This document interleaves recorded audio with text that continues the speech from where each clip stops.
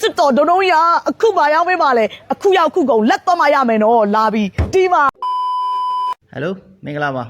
live လေး channel ကကြိုဆိုပါတယ်အခု live ပေါ်မှာရန်ပွဲဖြစ်နေတဲ့ဒီဒုဒုကားရောက်ဝင်တဲ့ပတ်သက်ပြီးတော့ကားလောကသားတွေရဲ့အမြင်တွေဘယ်လိုရှိလဲဒီဗီဒီယိုလေးကျွန်တော်ပြမယ်ဘာတွေကြောက်နေရလဲဘာတွေကြောက်နေရလဲပြောဘာတွေကြောက်နေရလဲချင်းမီးမကြောက်လို့ပါဟမ်တအားကြောက်နေကြလားဟာလာ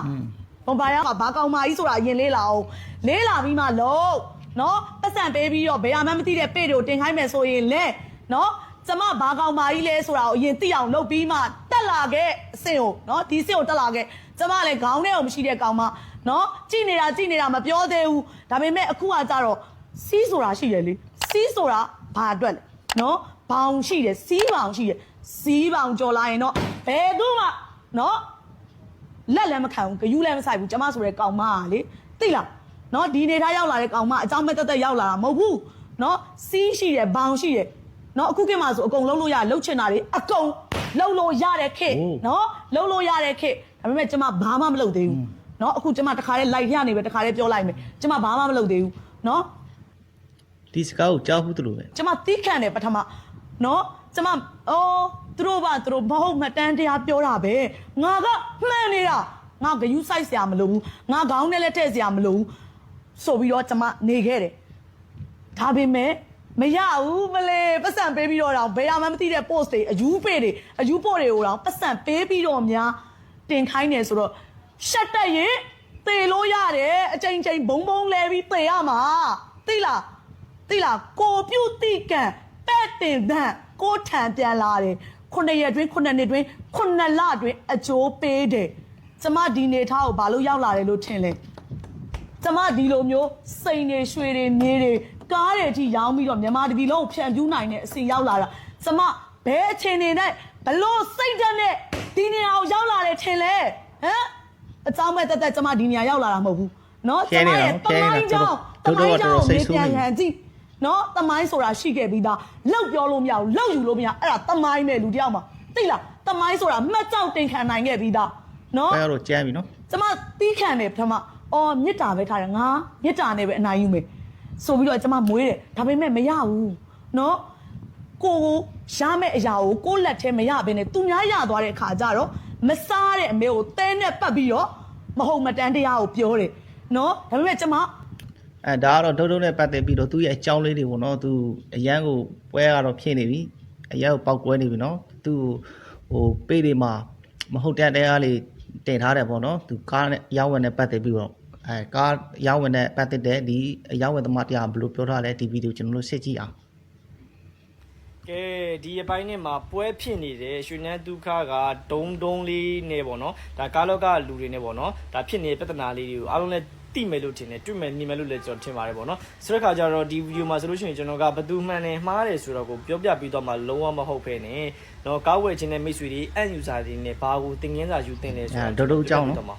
ဆိုတော့ဖြစ်တဲ့ပြဿနာကပေါ့နော်ဒုံလုံးကရင်တော့ရွှေတွေမြေတွေရောင်းနေပေါ့နော်ဒါပေမဲ့ဒီအပိုင်းထဲမှာဆိုလို့ရှိရင်ကားလောက်ကတွေသူခြေဆက်လာတယ်ကားတွေရောင်းနေပေါ့ဗျာဆိုတော့သူကားရောင်းတဲ့ဗီဒီယိုကိုကြည့်လိုက်တာနဲ့ကျွန်တော်တို့ကိုယ်တိုင်တော့မသိရပေါ့နော်သူကကားအကြောင်းနားမလဲဘူးကားတော့မကြည့်တတ်ဘူးဆိုတာကိုကျွန်တော်တို့တန်းပြီးသိတယ်နော်ပြီးတော့သူရောင်းတဲ့ကားတွေဆိုလို့ရှိရင်လည်းပေါ့နော်ဟိုဟင်းရွက်ကစုံရောင်းတယ်လို့မျိုးသူရောင်းတာကားအကြောင်းကိုဘာမှနားမလဲဘူးဆိုတာကျွန်တော်တို့တန်းသိတယ်ဆိုတော့သူ့စီကိုလာဝဲတဲ့သူတော်တော်များများကလည်းသူ့ကိုချစ်လို့ခင်လို့ယုံကြည်လို့ဆိုရဲပေါ့နော်အဲ့ဒီအကြောင်းအရာတစ်ခုလေးနဲ့ပဲလာပြီးတော့ဝယ်ကြရဖြစ်တဲ့အတွက်ကြောင့်မို့လို့ကားအကြောင်းနားလေသူဆိုတာလ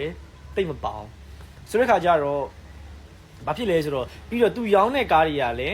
းဒုံလုံးလေးရောင်းတဲ့ကားတွေကလည်းပေါ့နော်သူကားလည်းပါချင်ပါလိမ့်မယ်ဒါပေမဲ့အများစုကသူများကားတွေကိုယူရောင်းပေးတာအဲ့ဒီခါမှာဘလို့လူတွေကဝင်လာတာလဲဆိုတော့ပေါ့နော်တကယ်ဒီကားလောက်ကထဲမှာကျင်လည်နေပြီးသားလူတွေပေါ့နော်ဂျင်းကောင်တွေကဘာလို့လဲဆိုတော့သူတို့ရဲ့ပေါ့နော်နှစ်ရှည်လာများရောင်းမထွက်တဲ့ကားတွေဂျိုကားတွေကို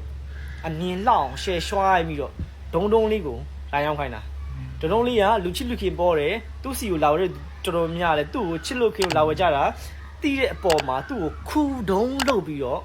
အဲ့ဒီကားကိုသူ့လာရောက်ခိုင်းတာအဲ့ဒရုန်းလေးကလည်းကားကြောင်ကိုတခြားနားမလဲဘူးနားမလဲတော့ကားတွေကိုရောင်းပေးတယ်ရောင်းပေးတဲ့အခါမှာဆိုလို့ရှိရင်ကားကြောင်တိကျွမ်းနားလေသူတွေကဟာဒီကဂျိုကားပါသူတို့တိတယ်ဆိုတဲ့အရာကိုထောက်ပြလိုက်တဲ့အချိန်မှာပြဿနာတက်တာအဲ့တော့ဘယ်သူမှားလဲမှန်လဲဆိုတော့ကျွန်တော်မပြောဘူးပေါ့နော်ဒီရောင်းတဲ့သူကလည်းခုလုံးလုပ်ပြီးတော့ရောင်းခံရတယ် နော်ဝယ်တဲ့သူကလည်းဂျင်းကောင်းမိသွားတယ်နားတဲ့သူကလည်းပြောတယ်အဲ့ဒီခါမှာပြဿနာတက်လာတယ်ပေါ့ဗျာဆိုတော့ဘယ်သူမှန်လဲဘယ်သူမှားလဲဆိုတာကိုကျွန်တော်ပြောတဲ့အရာပေါ်မှာကိုယ့်ကိုယ်အခြေခံပြီးစဉ်းစားလို့ရတယ်ဒါပေမဲ့ကျွန်တော်ဒီကပြောချင်တာကတော့ဘယ်သူမှားလဲမှန်လဲဆိုတော့ပြောချင်တာမဟုတ်ဘဲနဲ့ကားဝယ်ခြင်းနဲ့မိတ်ဆွေတွေကားကိုအသုံးပြုမယ်ဆိုတဲ့ end user တွေအနေနဲ့ပေါ့နော်ဗာသိတင်တာလဲဆိုတော့ပေါ့နော်ကျွန်တော်တို့ကားဝယ်တဲ့အခါမှာကျွန်တော်တို့ကားတွေက90 100နဲ့ဝယ်ရတာမဟုတ်ဘူးသိမ်းမောင်းအောင်ရာချီပြီးတော့ဝယ်ရတာဆိုတဲ့အခါကျတော့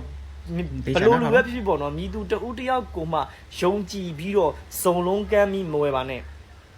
ဟုတ်ပြီနော် showroom မှာပဲဝယ်အပြင်မှာပဲဝယ်နော်ဆရာကြီးတွေနာမည်ဘယ်လောက်ကြီးပါလဲဆိုတဲ့သူတွေစီမှာပဲဝယ်ကားကိုဝယ်တဲ့အခါကြလို့ရှင်ကားကိုအသေးစိတ်လိုက်ပြီးတော့စစ်ဆေးပေးနိုင်တဲ့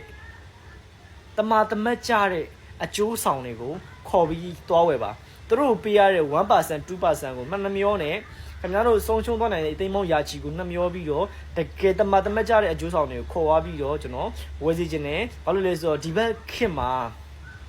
ယုံကြည်မှုနဲ့အလုပ်လုပ်တာထက်ကျွမ်းကျင်မှုနဲ့အလုပ်လုပ်တာကပိုပြီးကောင်းတယ်ဆိုတာလေးကိုကျွန်တော်မိတ်ဆွေတို့ကျွန်တော်ပြပြချင်တာပဲဖြစ်ပါတယ်အားလုံးပဲကျေးဇူးအများကြီးတင်ပါတယ်တာပါဟုတ်ကဲ့ဟိုညီလေးလားအကိုလားတော့မသိဘူးเนาะသူပြောတာတော့အရင်ဖက်ဖြစ်တယ်เนาะအရင်မြတ်တာတယ်အခုကိစ္စမှာလည်းဒီပြဿနာကားရောက်ပဲပေါ့เนาะဒုကတော့သူကတော့ခြားစီးဝဲကြီးလေးလုံးပြီးတော့အောင်မြင်လာတာပေါ့เนาะခုချိန်မှာဆယ်လီပေါ့ဆယ်လီကိုအတုံးချပြီးတော့ဒီကျိုးစီးပွားစားတဲ့လူတွေကလည်းအရင်ပို့တာကိုဒီခုခေတ်ကเนาะဆယ်လီလေးကိုအတုံးချပြီးတော့ဟိုကိုရဲ့အကျိုးစီးပွားတဲ့เนาะလုံနေတဲ့သူတွေကတော့အများကြီးပဲအခုသူပြောသွားတာကတော့ဒီဒုတ်ကသူတိချင်လဲတိမယ်မတိချင်လဲမတိဘူးပေါ့နော်သူကတော့ကားကြောက်တော့သူနားမလဲဘူးနားမလဲတဲ့ခါကျတော့သူမြတ်ကားတွေသူယူရောက်ပေးတယ်နံပါတ်တွေဖုတ်ထားတယ်နော်နံပါတ်တွေဖုတ်ပြီးရောက်တာအဲ့ဒါတော့ပွဲလဲမြင့်တမှုမရှိဘူးဒီကဲဆိုရင်တော့ဟိုနံပါတ်တွေပြပြီးတော့ရောင်းရင်တော့ပိုကောင်းတာပေါ့ဗျာ